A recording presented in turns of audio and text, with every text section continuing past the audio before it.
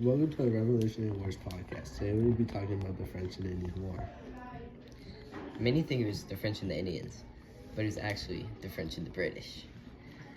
The French and the British were the biggest in the world at that time when it comes to the most wealth and the biggest empires.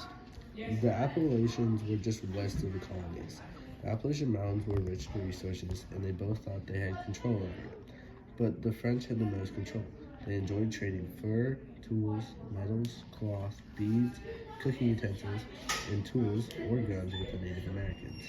The French didn't want to share with the British, so they built forts from Lake Ontario all the way along the Ohio River. The British saw them making their forts, and before they could finish, the French and the Native Americans took the fort over. In spring 1754, the governor of Virginia sent a militia led by George Washington himself.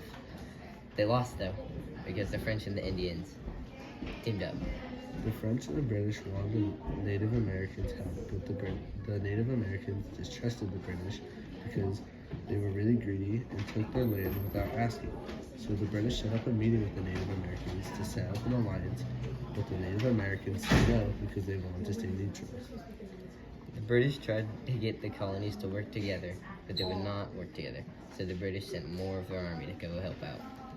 The French enjoyed early success in the war, and they pushed the British all the way back to where they came from, the East Coast. The turning point in the war came in 1757 when William Pitt became Prime Minister of the British government, really helping out. They won the war because of him, and they used so much money, though, that they had to tax everyone in British and in the colonies. The war finally came to an end with the Treaty of Paris in 1763. This treaty forced France to give Canada and its land eastern Mississippi, Mississippi to Great Britain. The Native Americans were upset because they had lost their ally and trading partner, the French.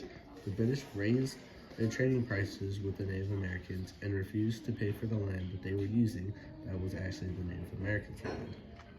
Then the Native Americans took over a fort that the British owned, and they signed a treaty that said colonists could not go past the Appalachian Mountains. To enforce the new rule, British sent 10,000 men to America. The Proclamation of 1763 helped remove a source of conflict with the Native Americans. It also kept colonists on the coast where the British could control them. Colonists believed that the proclamation limited their freedom of movement.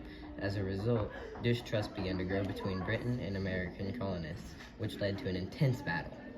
The French and Indian War might have been over for now, but they had many other battles scheduled in the future. Thank you for listening to the French and Indian War podcast. See you guys next time.